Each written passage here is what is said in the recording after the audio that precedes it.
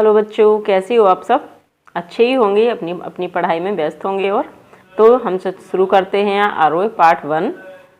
पाठ का नाम है आत्मपरिचय और लेखक हैं इसके जो कवि हैं वो है हरिवंश राय बच्चन। हरिवंश राय बच्चन का जन्म 27 नवंबर 1907 को इलाहाबाद में हुआ था। तो चलिए पढ़ते हैं हम उनकी कविता।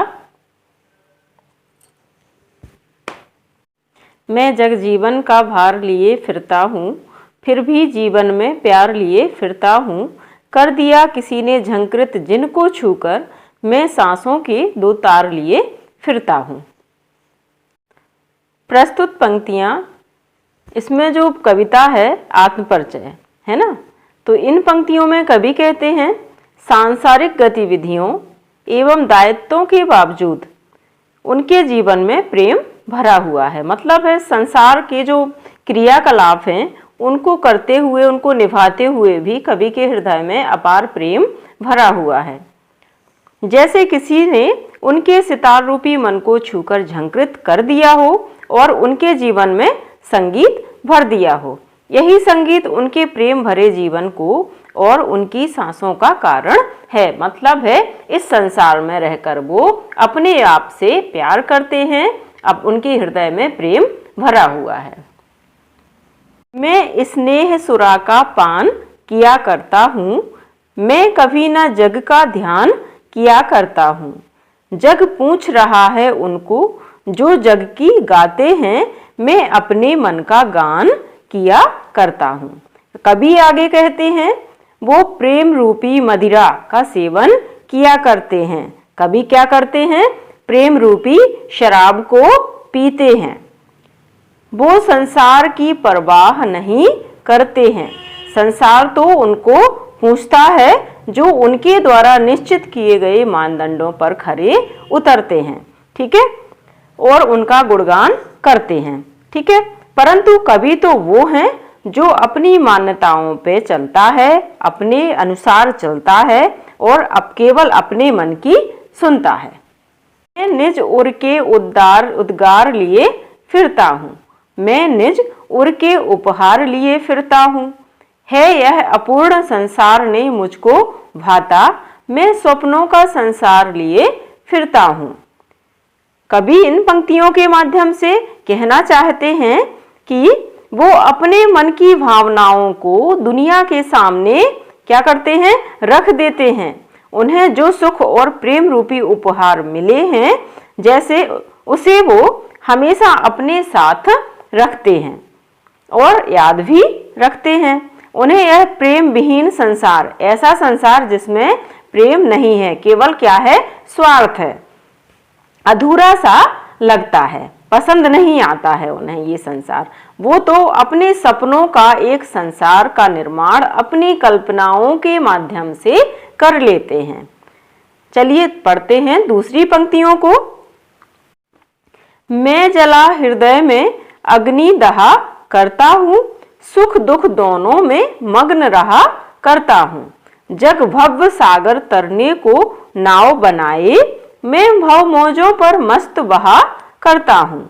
कवि आगे कहते हैं कि वो अपने हृदय में प्रेम अभिव्यक्ति एवं स्वच्छंदता रूपी अग्नि को जलाए रखते हैं। मतलब है उनके हृदय में प्रेम है, बोलने की स्वतंत्रता है। जो कवि कहना चाहते हैं वो स्वतंत्रता के साथ कहते हैं, ठीक है, और वो अपने मन की बातों को अभिव्यक्त करते हैं और उसी आग की तपिश में जलते हैं। जीवन में चाहे सुख आए या दुख आए, बस अपनी ही रौ में मस्त रहते हैं, अपने में ही मस्त रहा करते हैं कवि।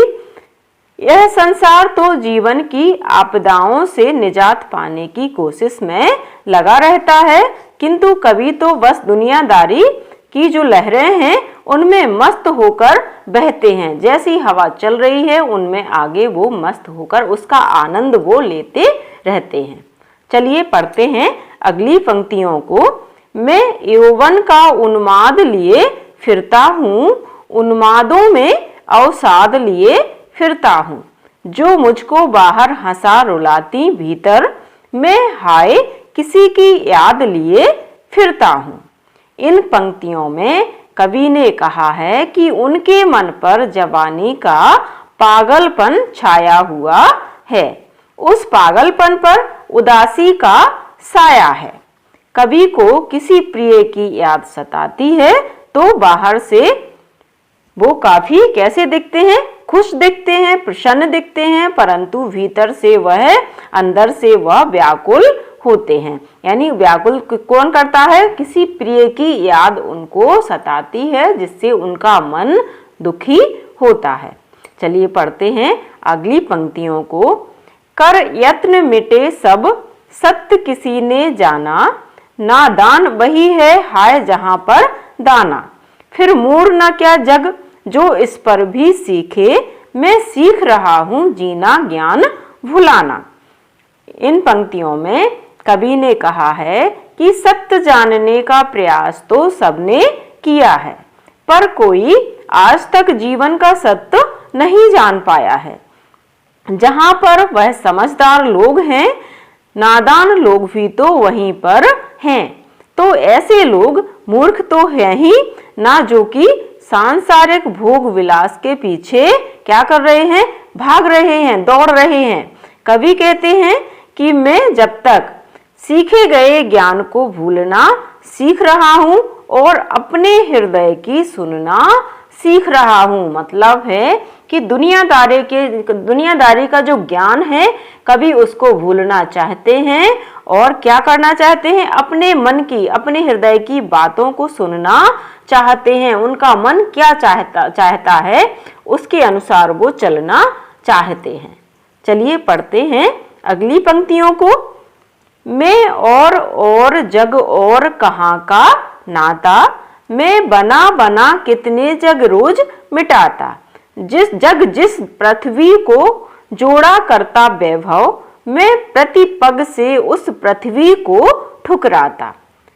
इन पंक्तियों में कवि कहना चाहते हैं कि मैं कुछ और सोचता हूँ, संसार में और कुछ चलता है, इसलिए मुझ में और संसार में कोई संबंध हो ही नहीं सकता, संभव ही नहीं है।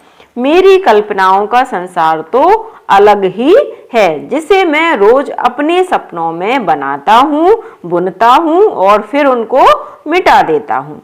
पूरा संसार पृथ्वी पर धन संपदा जोड़ना चाहता है और अपना पूरा जीवन किसमें बिताना चाहता है, व्यतीत करना चाहता है? भोग विलास में। ठीक है, पूरा जो संसार है आज भोग विलास के पीछे भाग रहा है, दौड़ रहा है और उसके पीछे लगा हुआ है धन जोड़ने के लिए। ऐसी सांसारिक वस्तुओं से भरी धरती को मैं हर कदम पर क्या करता हूँ?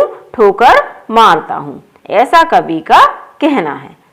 चलिए आगे की जो पंक्तियां हैं उनको देख लेते हैं। मैं निज रोदन में राग लिए फिरता हूँ, शीतल बाड़ी में आग लिए फिरता हूँ। हो जिस पर भूपों के प्रसाद निछावर, मैं उस खंडर का भाग लिए फिरता हूँ। कवि कहते हैं कि मेरे आंसुओं में भी प्यार है, मेरे आंसुओं में भी प्रेम भरा है, ठंडे शब्दों में भी भावनाओं की तपिश है, क्रोध की आग है। कवि का जो मन है प्रेम में निराशा के कारण खंडहर जैसा हो गया है, फिर भी वह उन्हें राजा महाराजाओं के महल से भी बेहतर लगता है। उस खंडहर के एक हिस्से को कवि अपने सीने से लगाए फिरते हैं। ठीक है, मतलब क्या है कि कवि के जो टूटे फूटे सपने हैं, जो छोटे से सपने हैं, वो उनसे प्यार करते हैं। जिसमें ये संसार के जो प्राणी हैं वो बड़े बड़े सपनों को लेकर जीते हैं और कवि अपने छोटे सपने को जीना चाहते हैं। चलिए पढ़ते हैं आगे। मैं रोया इसको तुम कहते हो गाना, मैं फूट पड़ा तुम कहते छंद बनाना। क्यों कवि कहकर संसार मुझे अपनाए, मैं दुनिया का हूँ एक नया दीवाना।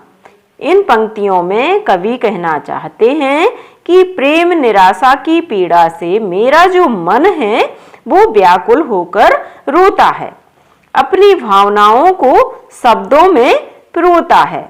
मतलब है जब कवि दुखी होते हैं और उनके मन में जो दुख होता है उस दुख को कवि अपने शब्द भावनाओं को, दुख की जो भावनाएं हैं उनको शब्दों में व्यक्त करते हैं, जिनको जो दुनिया है वो समझती है कि कवि कविता लिख रहे हैं, छंद बना रहे हैं। तो वो अपनी जो भावनाएं उनको शब्दों में पिरोते हैं और समाज उसे केवल एक गीत मान लेता है। ठीक है, पढ़ते हैं अगली पंक्तियों को। मैं दीवानों का एक वेश लिए फिरता हूँ, मैं मादकता निःशेष लिए फिरता हूँ, जिसको सुनकर जग झूम झूमे लहराए, मैं मस्ती का संदेश लिए फिरता हूँ। कवि आगे कहते हैं, मेरे मन की जो व्यथा है जब कविता के माध्यम से बाहर आती है तो संसार उसे मात्र एक छंद मान लेता है।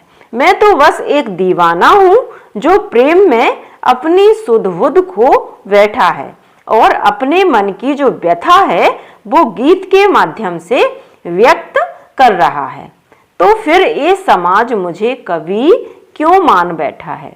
कवि यानी जो हरिवंश राय बच्चन जी हैं वो अपने मन के जो उद्गार हैं, जो व्यथा है उसको व्यक्त करते हैं अपनी पंक्तियों के माध्यम से, लेकिन संसार उन पंक्तियों को गीत समझ लेता है, छंद समझ लेता है और उनको क्या कहने लगता है?